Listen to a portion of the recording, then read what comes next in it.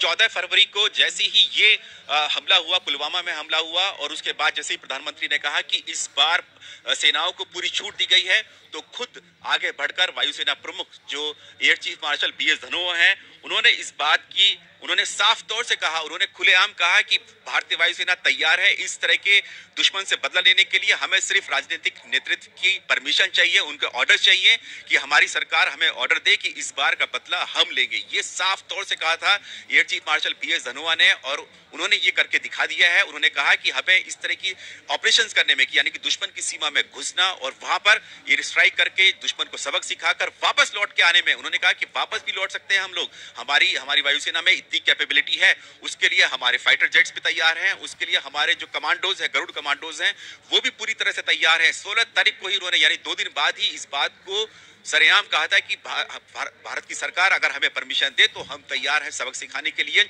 और आज, यानी कि आज सुबह 26 फरवरी को उन्होंने ये करके दिखा दिया है, भारतीय वायुसेना ने करके दिखा दिया कि किस तरह से पाकिस्तानी सीमा में घुस सकते हैं, दुश्मन को सबक सिखा सकते हैं, क्योंकि दुश्मन ने हमारे 40 जवानों की आपसे कि आखिरकार क्यों इस बार वायुसेना को चुना गया पाकिस्तान को सबक सिखाने के लिए। लेकिन उससे पहले जरा देखिए इस कार्रवाई को किस तरीके से अंजाम दिया गया। पुलवामा आतंकवादी हमला, जिसके बाद देश कह रहा था कि पाकिस्तान को सबक सिखाए सरकार।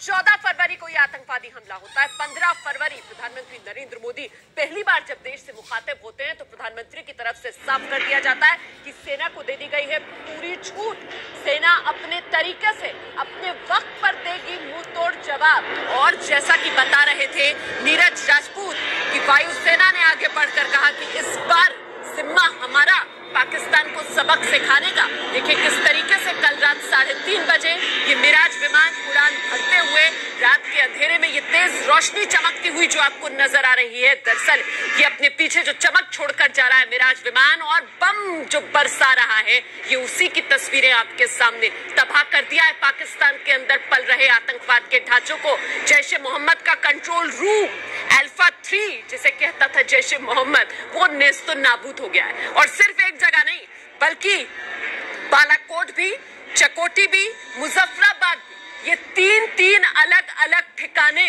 जिन पर हुई है बमों की बरसात। नीरज के पास मैं आपको लिए चलूंगी, लेकिन पहले जल्दी से आपको न्यूज रूम लिए चलते हैं। आदर्श इस वक्त हमारे साथ मौजूद हैं। अपडेट आदर्श, क्या मिल रहा है? रोमाना 2 जगह पर हमले की खबर आ रही है। चकोटी का जिक्र हम कर रहे हैं, मैं दिखाना चाहूंगा एक बार मैप के जरिए। ये अगर सड़क हम दिखा पाए थोड़ा जूम इन करके, ये सड़क श्रीनगर और मुजफ्फराबाद की सड़क है और श्रीनगर से LOC से करीब 40 किलोमीटर पड़ता है चकोटी, जहां पर यह हमला हुआ है। और आतंकी कैंप को भारतीय सेना ने नेस्तनाबूद किया है, एयरफोर्स ने। और ये पूरा चकोटी का इलाका है, देखिए। और यहीं पर कहीं आउटस्कर्ट्स में वो कैंप था जिसको भारतीय एयरफोर्स ने पूरी तरीके से खत्म कर दिया है। जिस तरह से हमला किया गया, जितना भयानक और खतरनाक हमला किया गया। और ये बालाकोट का मैप लगातार हम दिखा रहे हैं अपने दर्शकों को। ये पूरा रेड बॉर्डर वाला इलाका बालाकोट का है और यहाँ पर ये हमला हुआ है। ये इसकी दूरी LOC से करीब 88 किलोमीटर बताई जा रही है बाय रोड। और जब मिराज विमान घुसे होंगे उनको शायद वहां पहुंचने में मिनटों लगे होंगे। और चकोटी और बालाकोट दोनों जगहों पर एक के बाद एक हमला हुआ। पूरी 12 फाइटर जेट। आदर्श, मैं आपको रोकना चाहती हूँ। इस वक्त हमारे साथ मौजूद हैं पूर्व एयर चीफ AY टिप्पस साहब। सर, ये जो कार्रवाई पाकिस्तान पर की है भारतीय वायुसेना ने, आपका पहला रिएक्शन इस पर? Brilliant, absolutely. ये आज अपने ये मोटो जो है नमः पश्यदीप्तम, touch the sky with glory, ये आपने हिंदुस्तान के लिए जो ग्लोरी लाई है उसके लिए बहुत बहुत बड़ाई। Absolutely brilliant show. मैं यही कह रहा था।